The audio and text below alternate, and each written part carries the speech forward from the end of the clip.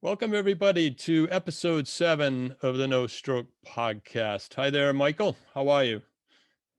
Doing well, doing well. Episode 7, we're flying along You see, I was, in I the was, in the heat of the summer. yeah, and Hurricane Elsa, Ilsa has Yeah, passed us. Is it Elsa? I was lucky. I was able. So I didn't even tell you. I bought myself a new car recently. Oh, that's a big deal. Yeah, yeah. It, Just first car since I've been Congratulations. in high school. Thank you.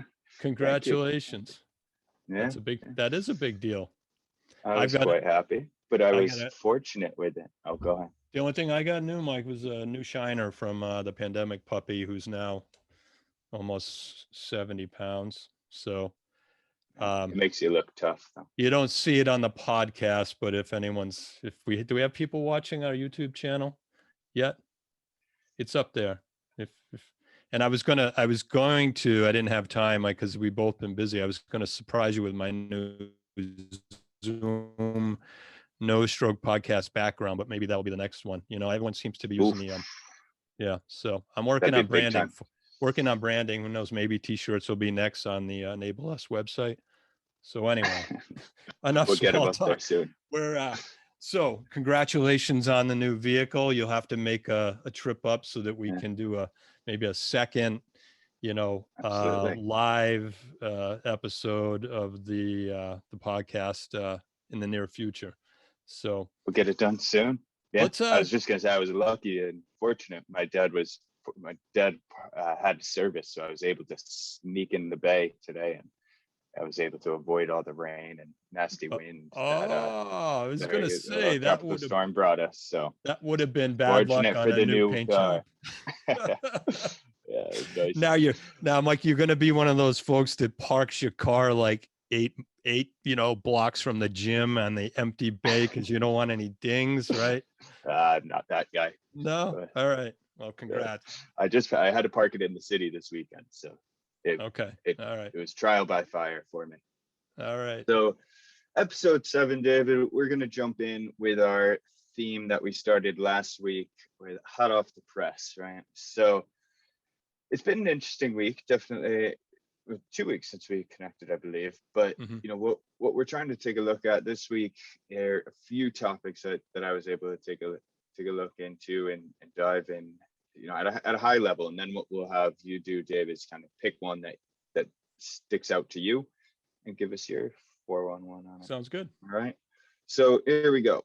Topic number 1 is a Medscape article with the title "Walking Speed Following Stroke: A Good Predictor of Recovery?" Question mark.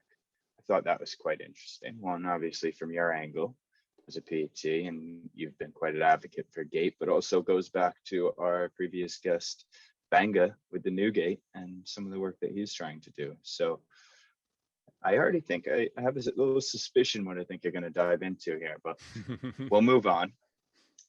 Uh, Topic number 2, there's a new app out of the UK, actually. Not positive if it's on the US Apple Store, but for any of our Irish, UK, European audience that's listening, we have the name of the app is called iReadMe. And it's, there's a few of these apps out there. So I guess, we'll see if it's going to be a game changer, but nice to see, that those apps starting to open up. And, it's more just the reason, all right, there's so many out there. Which one do I choose? So I know we'll be diving into that a little later, but that's topic number 2 for you. And for topic 3, there is a new study out of Australia looking at occupational therapy in the home. Right? So it's been forced upon us during the pandemic to have what we can for PT, OT, speech and language be done at home. But because it was rolled out so quickly, there's not really any solid evidence behind it yet to say, all right, how much, how often, at what time. So that's what the folks over in sunny Australia, or is it sunny? No, it's winter time for them now, so it's Yeah. not so sunny Australia at the moment, are working on. So topic 1, 2, 3. What do you got for me, David? I think I'm gonna stay with the gate theme. You know, we've had some great guests. Seem to be even last week, our last episode, speaking with Benga Adiko from Newgate. And I've been doing some more research into Gate for a project I'm working on, and the dual task component of the first article you mentioned. I think it's worth putting all three of those in the news in our show notes. But Mhm. I'll just, touch briefly on the idea behind gait speed predicting long-term outcomes in stroke. And this was actually a second look at some of this data, but it, it was interesting to look at how, first of all, if folks have experienced this themselves or know someone that's had a stroke when they're first recovering gait, and it it it's often not automatic, and you might notice if you're walking with someone that's had a stroke, often they're not able to um, even really talk to you while they're walking, because a lot of their energies and a lot of their cognitive abilities are, at are put to a higher level task. In other words, you know, I experienced this myself early on, Mike. So it's really Mm, one of the reasons that and I've shared this before on one of our other podcasts when we talked about, I used to have to tell myself in my brain almost create like a metronome, telling myself step, step, step, because I was afraid of tripping and falling with my impaired left side. And when we looked at products that, and hope we can dive into our marketplace, and where a lot of these tools and accessing these things come up, because like Benga from last week had a perfect example around how putting a product in the hands of someone who he knew well, his best friend's mom who had a stroke, just putting that simple tool. And I don't want to minimize the technology behind what Benga's product does, but there you can get into the discussion around high tech or high touch. And we've had some high tech guests on about with products around restoring mobility. But when it comes to gait, um, if we break it down to even its simplest terms, it's accessing those things. So it's whether high tech or high mhm, touch, but it's mhm. really breaking down the barriers. And that's really like in the news, like the scientific stuff that happens in the lab.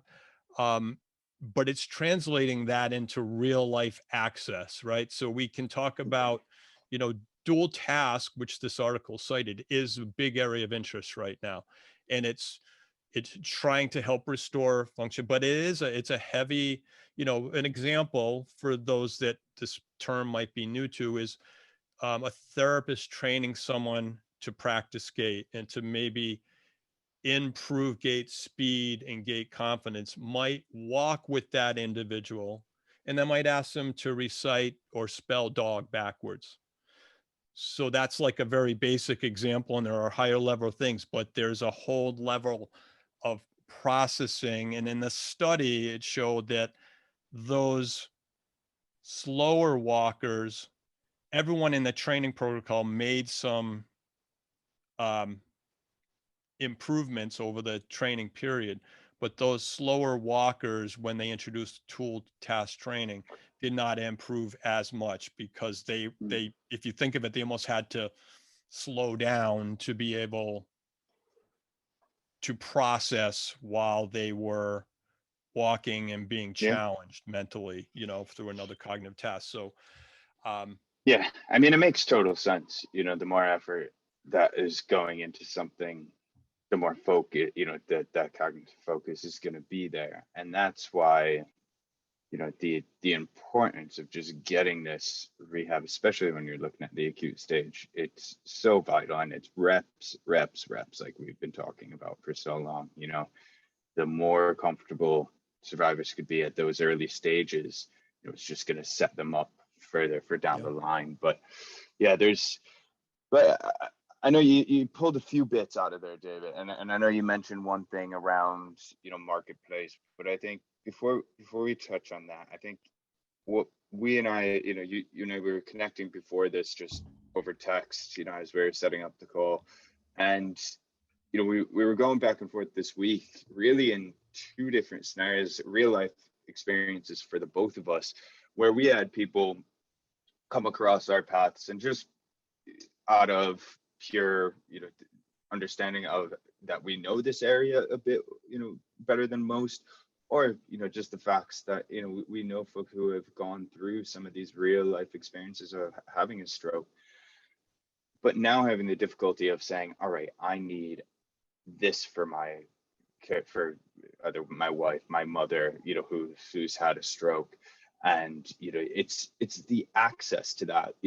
I watched someone go on to Amazon and tried to hunt for some specific type of device that could work for the person close to them, and it's confusing, it's difficult, it's a mind maze, really, of just where to go and how to get this. So I know you've had a similar instance as well. Was it around the home monitoring? Yeah, absolutely. No, I'm glad you brought that up, because that actually was just a few days ago. I've directly related to patient care, had someone reach out and say, look, it's really overwhelming. I'm finally, um I'm going to use the term giving in, but hesitantly they agreed that they know that they need to have some monitoring at home, and for peace of mind, Mhm.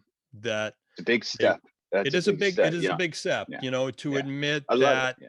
they're, because that's a big thing in fall prevention and the courses and certification I took, is oftentimes the last group that someone who knows they're at high risk will admit to is their own family, that they've Yeah. had falls. And it's the first thing as a therapist I'm trained to ask in confidence: how many times have you fallen? Is is the fear of falling limiting your mobility? And oftentimes it's yes. And they will not say that until oftentimes after a fall with the family member. So, but in the example that applies here, they were absolutely confused and didn't know where, like Amazon, or even looking through AARP's catalog, which has Yeah. probably 4 or 5 of these devices, but it's still, some of them have hubs and things, and other things are just direct sensors and things. Some of them are not sensors on the body at all. They're in the room. And then you Yeah. come up with concerns around maybe privacy, but there's no, Yeah. like you mentioned, no coordinated area. And again, with stroke too, and Parkinson's, and many other, and just in general, folks that are aging, there needs to be better coordinated connection to be able to make someone feel comfortable that they made the right choice in what they're Hmm. selecting. Um, Yeah. I think that's a good point. And just quickly, maybe, for folks who are new to the podcast or new to the area of stroke rehab, or rehab technology in general, when we're talking about remote rehab, or remote monitoring, what that is the use of sensor devices, either in a cell phone or worn on a wrist.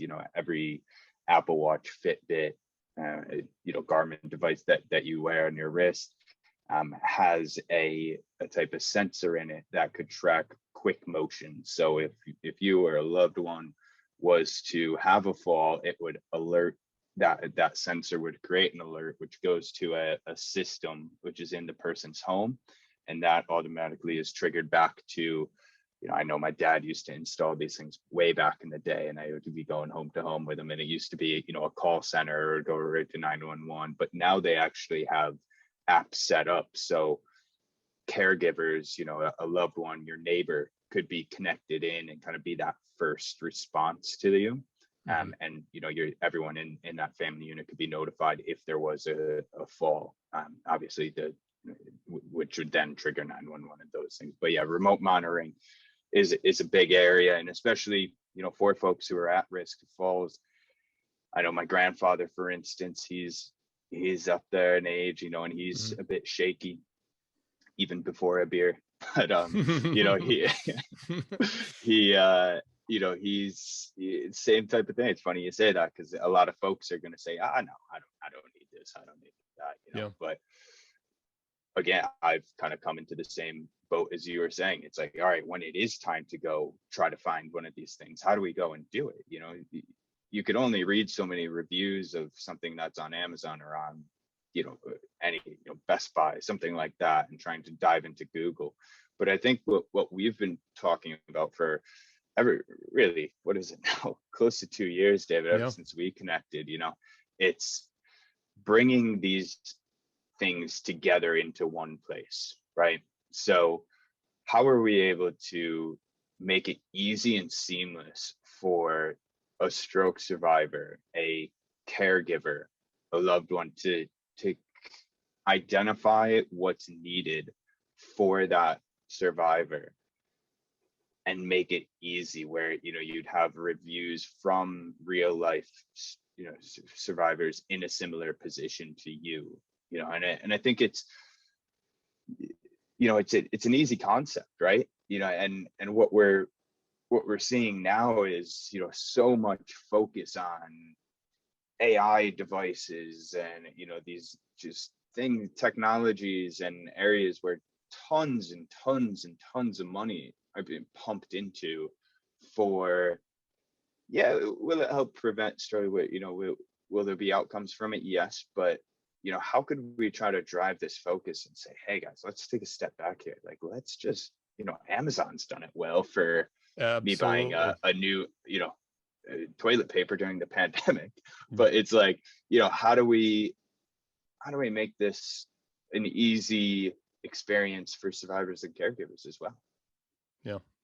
Yeah, well said. And I think it begins, and maybe hopefully ends, with us being able to continue this mission and find the right partners who also see and understand why this is an area that this is an itch that we've been trying to scratch for quite a bit. But also, and I didn't share this with you, Mike, but it starts with education. And after last week, right, with Benga and Newgate, just sharing information. I had 3 people, 2 former patients and one from that we met with our community, with all the advocacy we're doing.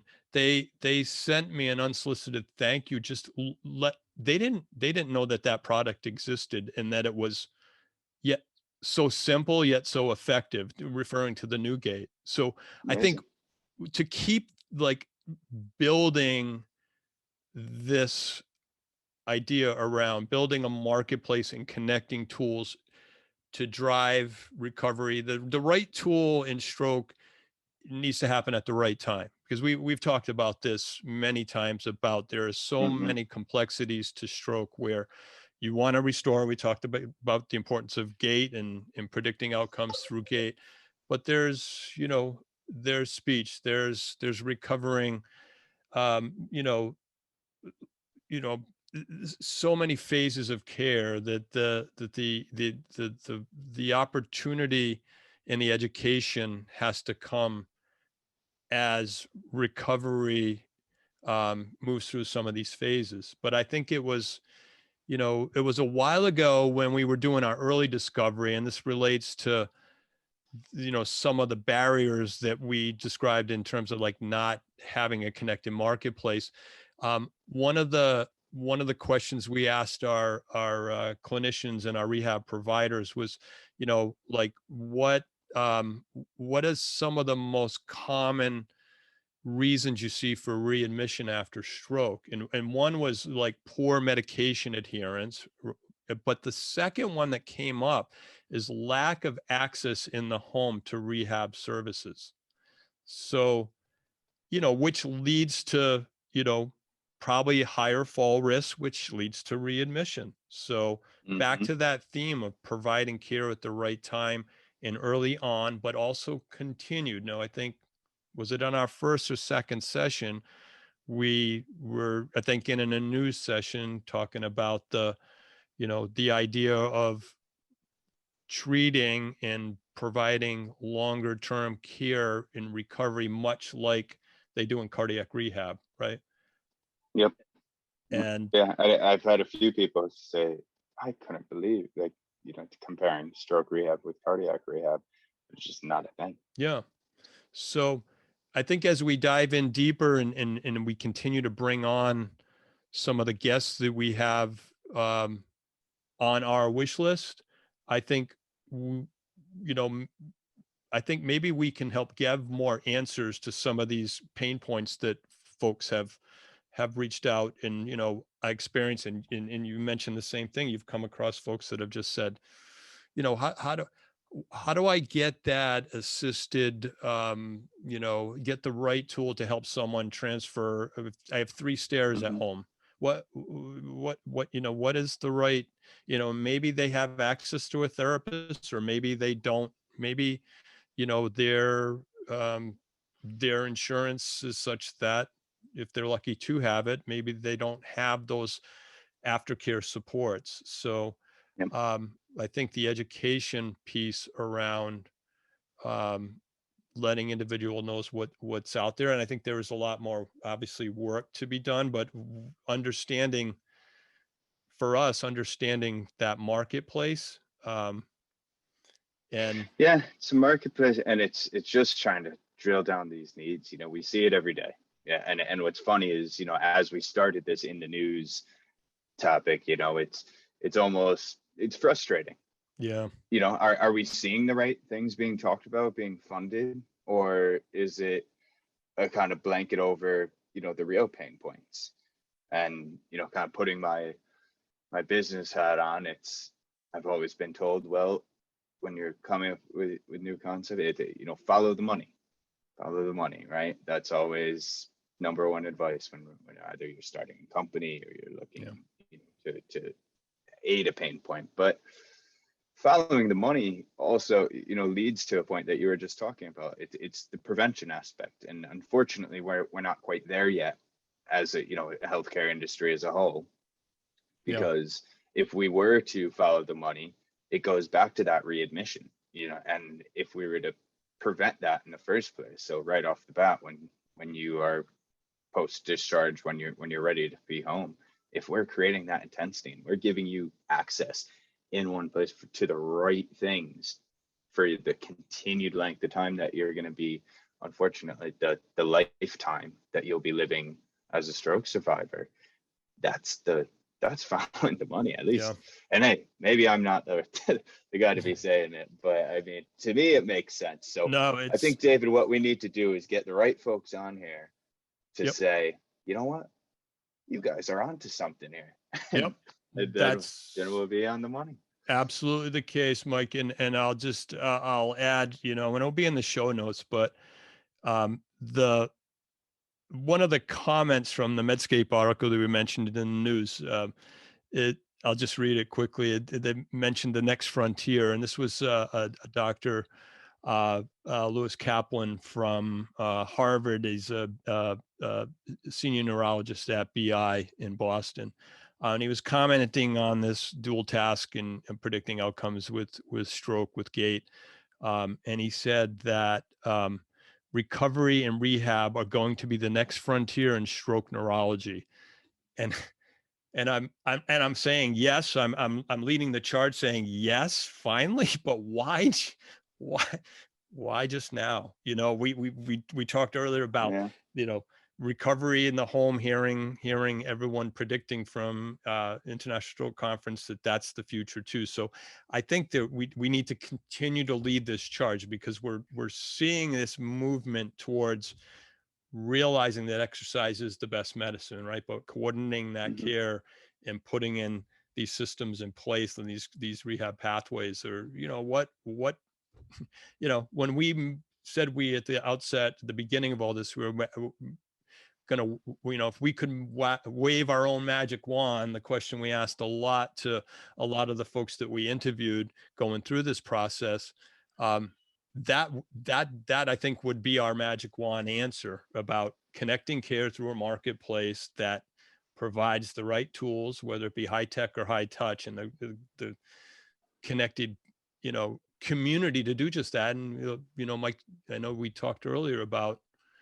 when we hear like stroke survivors that we brought on, like Carolyn Goggin from a previous episode said, young stroke survivor, what, 27 years old, the the voice of our No Stroke podcast intro jingle now, we'll have to add, but Shout out said, Boston's newest, and she's done well now. Yes, What is absolutely. it, Boston 7, right? Boston Channel 7, yeah. Yeah. She Shout said out. what we asked her that question. She said having someone or the ability or have a system or a platform to connect her to someone like her who has been through what she has experienced and to help her talk about what are the next steps to, and as Yeah. simple as Well, that. look, it's pretty simple. It's not rocket science, right?